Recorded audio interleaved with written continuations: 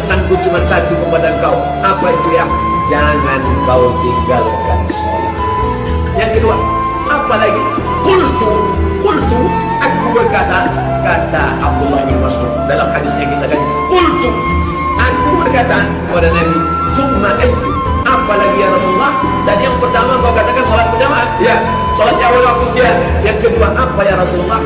Apa kata Nabi? Birrul walidain. Berbuat baik. Kita selalu mengatakan berbakti walidaini, kepada kedua orang tua.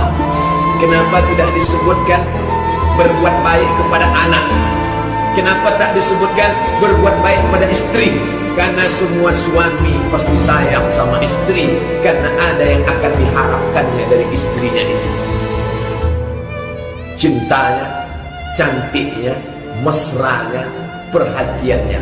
Ada sesuatu yang diinginkannya di masa akan datang. Kenapa tak dikatakan buat baik pada anak? Karena orang pasti sayang pada anak. Bapak sayang betul bapak sama anak bapak. Iya Pak Ustaz, ini investasi dunia akhirat saya. Ada harapan ke depan. Sedangkan orang tua masa lalu.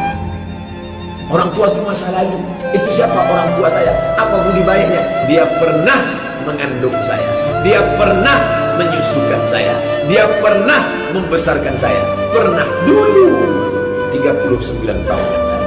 Hari ini tinggal tuanya saja. Apa yang kita harapkan dari dia? Tak ada. Maka Allah pesankan kepada kita langsung, wa qadha rabbuka alla ta'budu illa iyyah.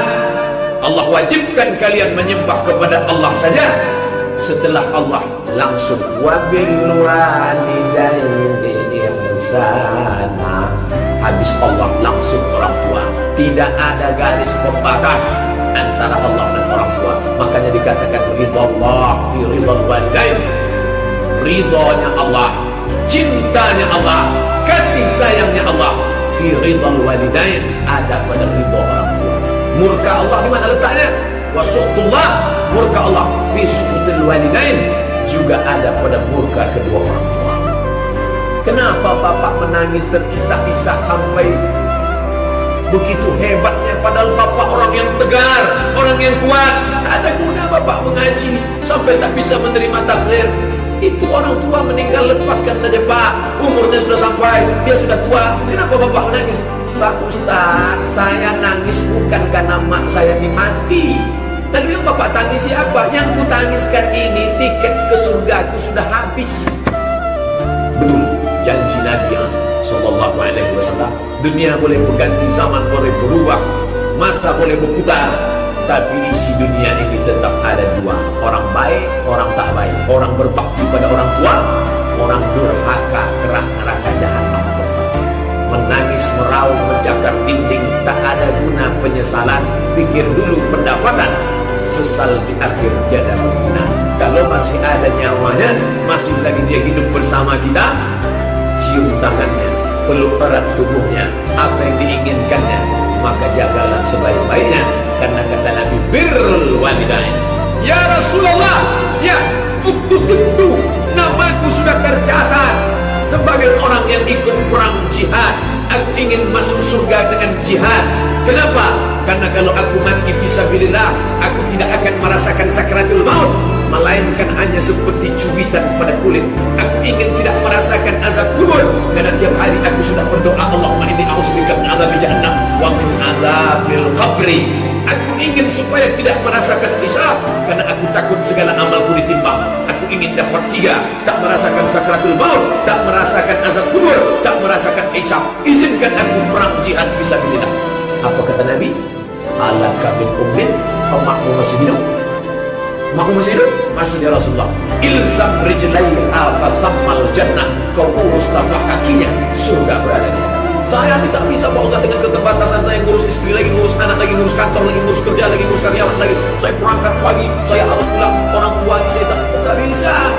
Maka kita dengan segala keterbatasan, kita masih bisa berbuat. Jangan sampai di akhir hayat kita akan menerima azab sebelum azab neraka jahanam. Orang yang minum khamar bisa jadi di dunia dia sehat walafiat, azabnya ditunda di akhirat.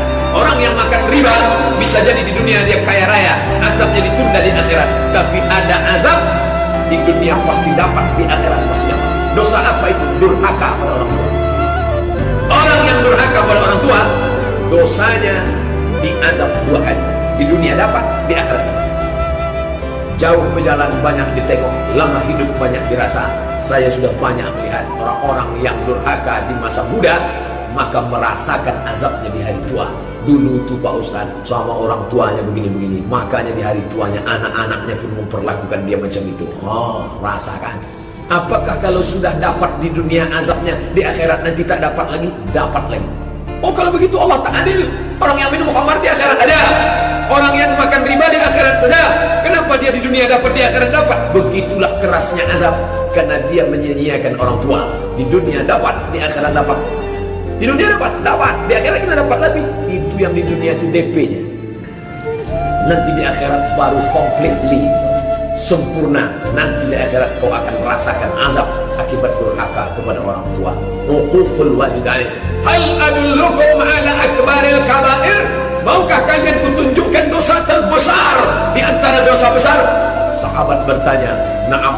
Ya, apa dosa paling besar ya Rasulullah? Asyirku, syirik. Yang kedua ya Rasulullah, uququl walidain, durhaka pada orang tua. Yang ketiga ya Rasulullah, syahadatul zur, memberikan kesaksian palsu. Dosa terbesar. Sedangkan yang kita kaji kali ini 3. Apa amal yang paling hebat, paling dicintai Allah? As-salatu ala waqtiha. Yang kedua, birrul walidain. Tengok, pandang, lihat korelasi antara 2 hadis yang berbeda, tapi ada kesamaan. Pertama, syirik yang paling dimurkai, yang paling dicintai salat. Salat lawannya syirik. Yang kedua, durhaka pada orang tua, yang paling dicintai Allah adalah bakti pada orang tua. Tolak durhaka dengan bakti pada orang tua. Yang sudah meninggal dunia, meleleh air mata darah, tak akan balik masa lalu. Penyesalan yang sangat dalam, tak dapat dijemput balik pulang. Jadi bagaimana caranya Pak Ustaz? Pembebasan tanah masjid semeter 500.000. Pak Ketua Masjid, saya 10 meter 5 juta untuk almarhumah emakku sampai. Begitulah cara. Ya Rasulullah, ya Ummi, amak saya natas meninggal, mak saya tinggal. Apa atas sadaqu anha? Bolehkah saya bersedekah? Anha, bukan untuk saya, anha untuk dia. Bolehkah saya bersedekah? Pahalanya saya niatkan. Kata Nabi SAW, bersedekah. Menghilangkan hati yang sedih, pelipur lara, melapangkan kekesalan di masa lalu. Banyak-banyak bersedekah untuk almarhumah sampai.